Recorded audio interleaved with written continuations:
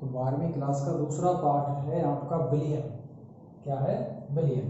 ठीक है, इंग्लिश में सॉल्यूशन कहते हैं इसको। अब इसमें क्या क्या चीजें हैं जरा इसको देख लेते हैं। ठीक है, तो उसमें क्या क्या चीजें हैं, सबसे पहले हम थोड़ा सा इसका चार्ट बना लें कि क्या क्या चीजें हम इसके अंदर पढ़ेंगे। एक तो पहला पॉइंट पढ़ेंगे हम बिलियन किसे कहते हैं, तो उसकी परिभाषा आएगी, बिलियन की परिभाषा एवं उसके प्रकार, कितने प्रकार का बिलियन होता है। तो बिलियन कई प्रकार का होता है, उसको समझेंगे कौन कौन से प्रकार। दूसरा, जब हम बिलियन बना लेते हैं तो उसमें क्या है, उसको बिलियन को मापने की कुछ इकाइयां होती हैं जिनको हम बिलियन की सांद्रता की इकाइयां कहते हैं। सांद्रता की इकाइयां, तो बिलियनों को मापते हैं एक इकाई के रूप में, जैसे हम किसी भार को मापते हैं किलोग्राम के रूप में, ग्राम के रूप में है। तो ऐसे ही हम जो बिलियन होते हैं उनकी भी एक इकाई होती है सांद्रता की मापने की। उन इकाइयों को कई प्रकार से बांटा गया है, उन इकाइयों के बारे में पढ़ेंगे, कौन कौन सी इकाइयां, क्या परिभाषा है। ठीक है, तीसरा जो प्रकार है वो उनकी विलेयता से संबंधित है। ठीक है, कुछ बिलियन पढ़ेंगे हम, द्रव बिलियन, बिलियन में पढ़ेंगे प्रकार, 3 प्रकार के, ठोस बिलियन, द्रव बिलियन, गैस बिलियन। तो द्रव विलियनों की विलेयता देखेंगे हम। द्रव विलियन का मतलब जैसे जल में हमने कोई ठोस डाल दिया हो तो उसकी विलेयता पर क्या प्रभाव पड़ेगा। ठीक है, तो विलेयता एवं उसे प्रभावित करने वाले कारक, प्रभावित करने वाले कारक। ठीक है, तीसरा पॉइंट ये पढ़ेंगे। चौथा पॉइंट क्या है, जैसे ही हम विलेयता और उसको प्रभावित करने वाले कारक कंप्लीट हो जाते हैं, उसके बाद इसका अगला पॉइंट आता है विलियन के प्रकार। किसके आधार पर? राउल्ट के नियम के आधार। आगे एक नियम आएगा उसको हम राउल्ट का नियम कहते हैं। तो उसके आधार पर जो विलियन होते हैं उनको देखेंगे।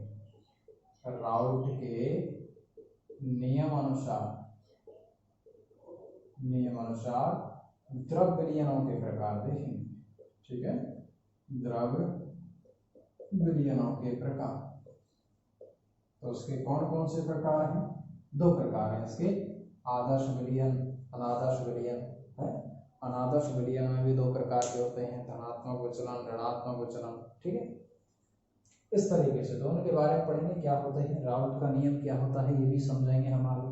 ठीक है, अगला पॉइंट आता है इसका अणुसंख्य गुणधर्म, अणुसंख्य गुणधर्म।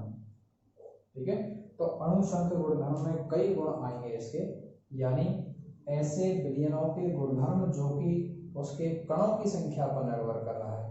अब कण कौन से मानते हैं हम? विलेय। ठीक है, विलेय के कणों की संख्या पर, विलायक के कणों की संख्या पर, यानी विलेय के कणों की संख्या या उसके मूलों की संख्या पर जो डिपेंड करेगा वो गुणधर्म अणुसंख्य गुणधर्म कहलाएंगे। तो उसमें 4 गुणधर्म पढ़ेंगे हम। एक तो होगा हिमांक अवनमन, अवनमन, अवनमन का मतलब होता है कमी। ठीक है, एक पॉइंट पढ़ेंगे इसमें क्वथनांक उन्नयन, क्वथनांक उन्नयन।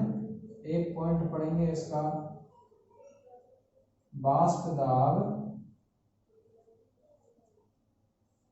आपेक्षिक, आपेक्षिक वाष्प दाब अवनमन,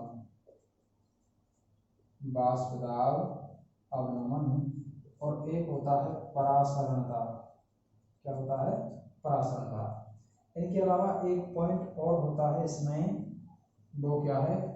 बांट हाफ गुणांक, बांट हाफ गुणांक, वो अलग से पढ़ेंगे। एक पॉइंट और है एजोट्रॉप सॉल्यूशन। ठीक है, स्थिर क्वाथी मिश्रण, स्थिर क्वाथी मिश्रण। तो ये थोड़े से आपके अलग पॉइंट हैं, छोटे छोटे से पॉइंट है, इनको समझेंगे। तो ये पूरा बिलियन है, बिलियन के अंदर ये चीजें पढ़ेंगे आप, इनसे बाहर कुछ भी नहीं आएगा, इनको ध्यान से समझना है। एक्स्ट्रा चीजें ज़्यादा पढ़नी नहीं है, जो चीजें हैं उनको ही ढंग से पढ़ो। ठीक है, अगर अच्छी तरीके से समझना है तो सबसे पहला पॉइंट हम लेंगे बिलियन और उसके प्रकार, बाकी सबको मैं रफ कर देता हूँ। ठीक है, देखो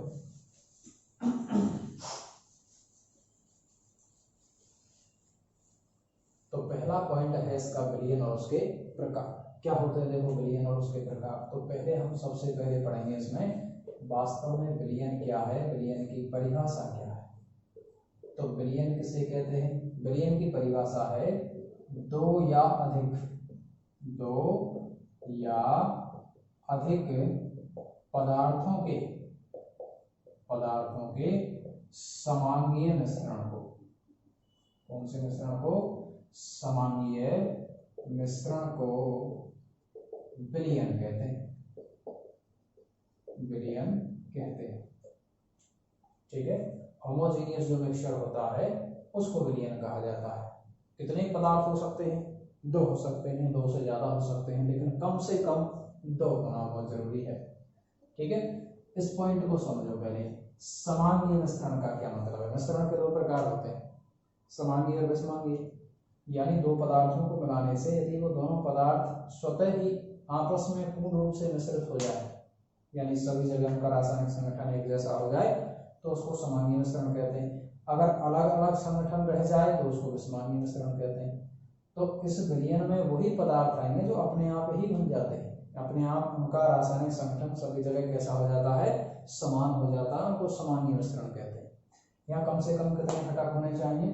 दो घटक होने चाहिए, दो पदार्थ होने चाहिए। तो वो दो पदार्थ क्या कौन से होते हैं जरा उनको देख लेते हैं। उनमें एक पदार्थ तो होता है विलय, और एक पदार्थ जो होता है उसको हम कहते हैं विलायक। ठीक है, सॉल्यूट और सॉल्वेंट।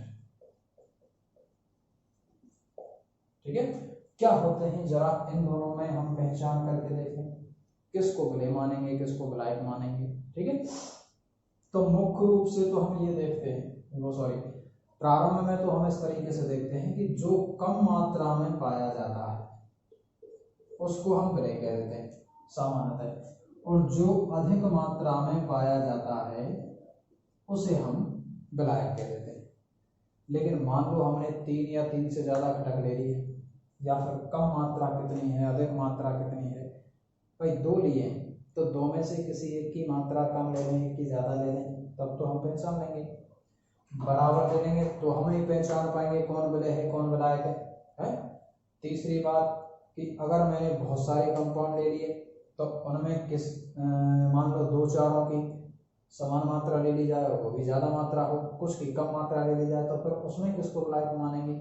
है तो वास्तव में ये कोई एग्जैक्ट परिभाषा नहीं है कि जो कम मात्रा में वो विलय और जो अधिक मात्रा में वो विलायक, एग्जैक्ट परिभाषा नहीं। इसके अलावा दूसरी चीजें और देखते हैं कि विलय वास्तव में वो पदार्थ होता है जो घुलने का कार्य करता है, घुलने का कार्य करता है। यानी इसको किसी दूसरे पदार्थ में डालेंगे तो ये खुद घुलने का काम करेगा, उसको घुलने का काम नहीं करेगा। ठीक है, लेकिन ये पदार्थ क्या होता है? घोलने का कार्य करता है, घोलने का कार्य करता है। यानी इस पदार्थ को किसी दूसरे पदार्थ में डालो या उस पदार्थ को इसमें डालो, ये खुद उसको घोलने का काम करेगा। ठीक है, अब इसका पता कैसे चलेगा साहब कौन किसका घोलने का काम कर रहा है? तो प्रैक्टिकली हम ऐसे समझाते हैं कि जिसका परावैद्युतांक उच्च होता है, क्या होता है? परावैद्युतांक जिसका उच्च होता है वो विलायक का काम करते हैं, क्योंकि उनमें ही घुलने की क्षमता ज्यादा होती है। परावैद्युतांक वास्तव में घुलने की क्षमता होती है पदार्थ की। जैसे वाटर होता है तो वाटर को सार्वत्रिक विलायक क्यों कहते हैं? इसीलिए कहते हैं क्योंकि उसका परावैद्युतांक सबसे उच्च है, उसकी घुलने की क्षमता सबसे ज्यादा होती है। ठीक है, तो विलय पदार्थ वो होते हैं जिनके परावैद्युतांक कैसे होते हैं? कम होते हैं। ठीक है, लेकिन जिसका अधिकतम परावैद्युतांक होगा, उसका मतलब हम बात कर रहे हैं अधिकतम। अधिकतम का मतलब यदि मैंने ज्यादा पदार्थ ले लिए तो उनमें सबसे ज्यादा किसका है? वो विलायक का काम करेगा। तो ध्यान रखना, विलायक का काम जिसका अधिकतम परावैद्युतांक है तो उसका मतलब एक का ही अधिकतम हो सकता है। तो हम ये कह सकते हैं कि विलयन में विलायक का काम सिर्फ एक ही घटक कर सकता है। एक ही घटक ऐसा होगा जो किसका काम करेगा? विलायक का काम करेगा। लेकिन विलय का कार्य एक से ज्यादा घटक कर सकते हैं, कम तो बहुतों के हो सकते हैं। तो एक से अधिक जो आपके घटक हैं एक से अधिक हो सकते हैं। विलय की जो संख्या है वो एक से क्या हो सकती है, अधिक हो सकते हैं, जबकि इनकी संख्या केवल एक होती है, यानी ये केवल एक ही घटक होता है। तो संख्यात्मक रूप से कितने होते हैं, केवल विलायक एक ही होता है किसी विलयन में, विलायक कभी भी दो नहीं हो सकते। अगला पॉइंट क्या है साहब कि जैसे विलायक एक ही है तो जो चीज स्पेसिफाई हो गई तो उसके आधार पर हम उसका नाम लिख देते हैं। तो विलयनों के जो नाम लिखे जाते हैं, विलयनों के नाम विलायक की प्रकृति के आधार पर ही दिए जाते हैं, विलय की प्रकृति के आधार पर नहीं दिए जाते। तो विलयनों के नाम इसकी प्रकृति के आधार पर दिए जाते हैं, प्रकृति के आधार पर दिए जाते हैं। जैसे ठोस विलयन, तो उसका मतलब विलायक कौन होगा, ठोस। द्रव विलयन, इसका मतलब विलायक कौन होगा, द्रव। गैसीय विलयन, जिसमें विलायक क्या होगा, गैस। ठीक है। हाँ, अब मैंने कह दिया जैसे ठोस विलयन की बात कर रहा हूं, तो ठोस विलयन का मतलब क्या है कि इसमें विलायक कौन है, विलायक है ठोस अवस्था में। ठीक है, यानी विलायक की प्रकृति ठोस है, लेकिन विलय की प्रकृति इसने स्पेसिफाई नहीं की है। तो ये ठोस विलयन कितने प्रकार के हो सकते हैं, 3 प्रकार के। कैसे हो सकते हैं कि ठोस विलायक में मैं ठोस विलय डाल दूं और समांगीय मिश्रण बना दूं, या फिर इसमें द्रव डाल दूं और द्रव विलयन बना दूं, या फिर मैंने इसमें गैसीय पदार्थ डाल दिया और विलयन बना दिया। ठीक है, इस तरीके से हो। तो ये इसके विलय और विलायक में क्या है, अंतर है। ठीक है, इस तरीके से ध्यान रखना। इसके बाद हम देखेंगे विलयनों के प्रकार।